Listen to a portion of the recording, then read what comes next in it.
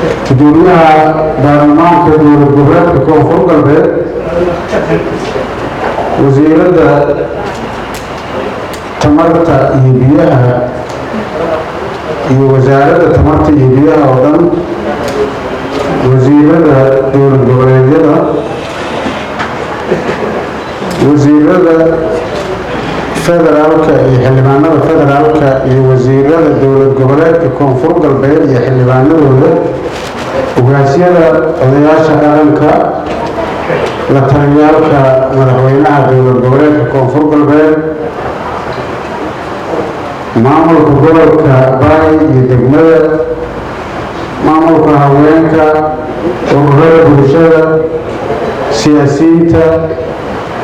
aqoon-yahanada tiimkii technicalka ahaa ee wasaaradda tamarta oo ugu horeeyay agaasimaha guud iyo la taliyaalka wasaaradda injineer suuriye iyo raggii fiicnaa ee saaxiibada ahaa kulli salaamu calaykum waraxmatullaahi wabarakaatu. bacda salaam, sidii hore loo sheegay sharafay ii tahay inaan maanta munaasabadan aan goobjoog ahaado oo furitaanka wadatashiga siyaasadda tamarta dowladda Soomaaliyeed ama shacabka Soomaaliyeed ilmaan hadal kuma jiro. waxaan joogay shirkadihii private-ka ahaa ee energy-ga tamarta. asalaamu calaykum ayagana mar labaad. waxa maanta inta loo joogo waxaa waaye furitaanka wadatashiga shirka wadatashiga siyaasadda energy-ga tamarta. markay iyada dhamaato waxaa ku xigto sharcigii tamarta. waxaan ka qayb galnay munaasabado badan iyo shirar badan oo ay isugu yimaadeen wasaaradaha federaalka iyo wasaaradaha dowlad goboleedka. tan way iga duwan tahay inkastoo wasaaradaha dhan isugu keenid yihiin. wasaaraddan laakiin waxay ahayd wasaaraddii igu dambeysay oo markii aan madaxweynaha koonfur galbeed noqonayaan wasiirka ka ahaa. shaqadii igu dambeysay oo dowladda federaalka ka qabtana ay ahayd. runtii weli shaqadeedii iyo meeshii ay wax maraayeen iyo sidii fiicneeda loo shaqaynayay weli igama bixin. way ugu jirtaa xasuusteedii. wasaaradahana waa ugu jeclahay marka xasuus gooni ay ugu leedahay. dadka meeshan ka muuqda oo shaqadan hayana sida ay ugu guulaysteen iyo say u wadaanna waa ku kalsoonahay, aada ugu faraxsannahay. runtii wasaaradda biyaha iyo energy-ga waxay la mid tahay wasaaradaha Soomaaliya wasaaradda ugu muhiimsan waaye. qaybaha dowladnimada ah oo dhan ay ka mid tahay oo hormuud u tahay. hadday tahay dhaqaalaha kaabayaalka dhaqaalahay ka mid tahay oo wasaaradda qaalo. hadday tahay amnigii waxay ka mid tahay wasaaradaha amniga ugu muhiimsan oo amnigii bay hormuud ka tahay. haddii aysan jirin koronto iyo iftiin iyo biyo amni ma jiraayo. hadday tahay siyaasaddii waa tan hadda laga hadlaayo oo siyaasaddii energy-ga ah.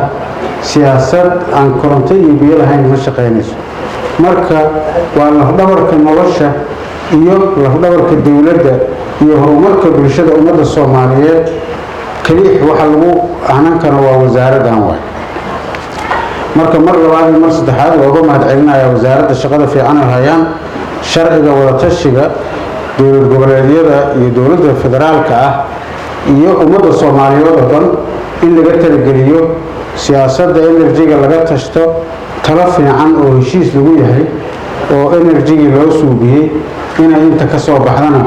aadan u soo dhaweynaynaa. sida uu horey u sheegay gudoomiyaha baarlamaanka koonfur galbeed, cid kasta iyo hay-ad kasta iyo dowladda federaalka iyo wasaaradaha sharciyadooda wadatashiga oo dhanna sidaas oo kale u soo dhaweynaynaa. qayb baan ka noqonaynaa horumarka ummadda Soomaaliyeed, gaar ahaan horumarka dowlad goboleedka koonfur galbeed. hadduu ilaahay yidhaaho waxaan ka noqonaynaa wax allaale wixii ummaddan horumarkeeda ah waqtina waa gelinaynaa waana ka shaqaynaynaa insha allahu habeenii maalina waa u istaagnaanaynaa waxaan rabaa inaan inta uga mahadceliyo fanaaniintii labada nooc oo ahaa fanaaniintii koonfur galbeed iyo fanaaniintii janaalkay sida quruxda badan oo ay u hanuuniyaan dadka oo ay u wacyigeliyaan oo ay waxa fiican u tilmaamaan oo wixii ku habboonaa ay u sheegaan oo ay u qaateen waajibkoodii shaqo oo laga rabay oo abaabulka bulshada iyo kicinta iyo wacyigelinta iyo hanuuninta dadweynaha ahaa sida fiican ay u guteen iyo mas-uuliyaddaas iyo ammaantaasna waa ku mahadsan yihiin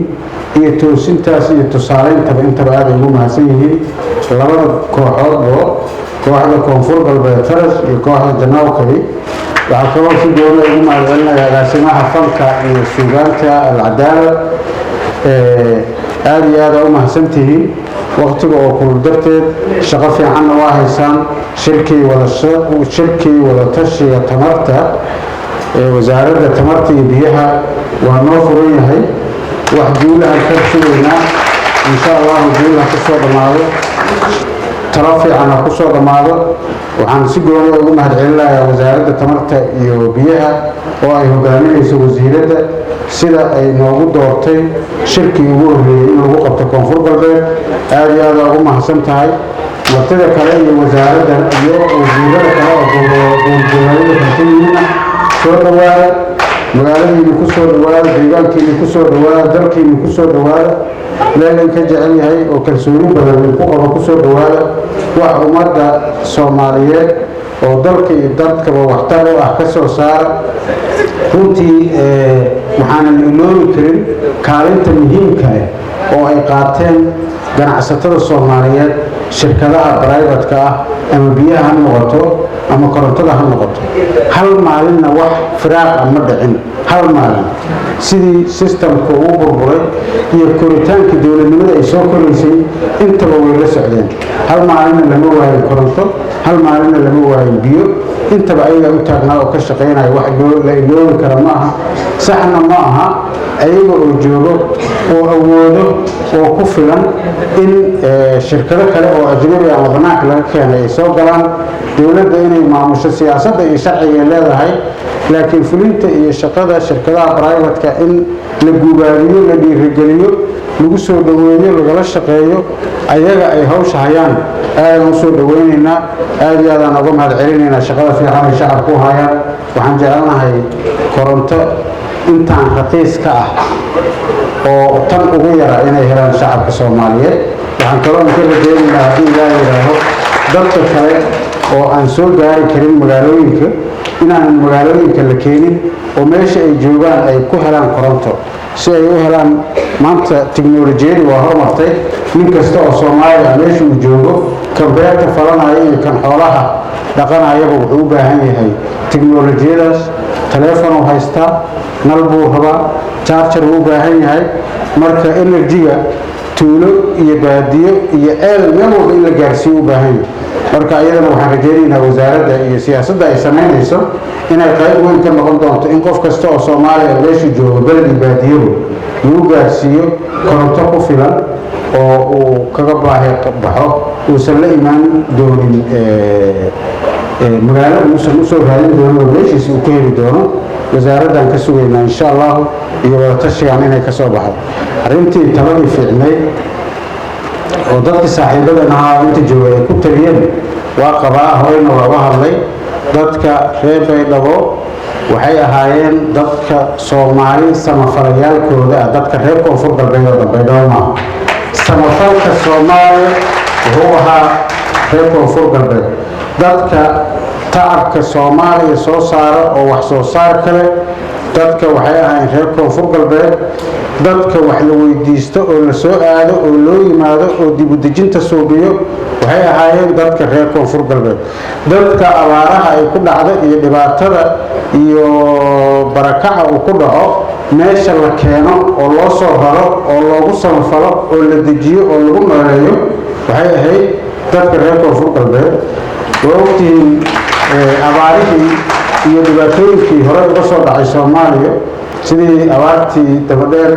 tii oo abaartii 74 dadkii ilaa iyo waqooyi ilaa iyo goboladaas dhaxal laga keenay shabeellada hoose ahaan meeshii la dejiyey oo dib u dejinta loogu suubiyo beeraha lagu suubiyey oo nolosha iyo mustaqbalka ay ka samaysteen wixii inta laga qaado iyo ilaa iyo waqooyi la geynayay ilaa iyo gobolada dhexe marka waxaan rabnaa inaanan wax dambe la idiin soo qaadin oo wax soo saarkii iyo noloshii iyo jannadii iyo wanaaggii laydinku kasaayey aad soo ceshataan waa dareemi karnaa daruufaha adagoo jiro oo amniga iyo biyaraanta iyo abaaraha ay saameeyeen laakiin biyo saxaafadaada looga dhargaa waa laga bixi karaa ilaahay baa naga bixinaya haddaan ilaahay tala saarno oo aan isku tashanno oo aan amniga annaga ka shaqaysano oo aan deegaanada u diyaargarowno inaan ku noqonno oo dhulka annaga aan dib ugu noqonno beeraha annaga iyo xoolaha annaga aan samaysano markaasaa waxay ahaydee yaan waxaan ku soo noqonaynaa sidii la yaqaanay oo ahaan jirnay cidnana waxba uma warsanayno in wax nala warsado oon wax siina ma ahane soomaali oo dhan annaga ku filnaanayno sida ninkii hadal yaqaanana aan wax ugu goyno kii gobol yaqaanana uu wax u helo annagana aan u noolaano waxba naloo keenin waxaan ku gaari karnaa keliix taas waaye midnimo iyo wadatashi iyo isku xirnaan iyo isku duubni iyo isku talo haddii la noqdo gacmaha la isqabsado afartan wiil oo jidka taagan waa laga leexin karaa hal maalin oo baxnay soo dhaqaay hal maalin oo loo dhaqaaqa dadka kale koonfur galbeed ayadoona waxba la helin waxba la soo gelin haddii hal mar inta la dhaqaaqa jidkan la maro ayaga iska leexanaa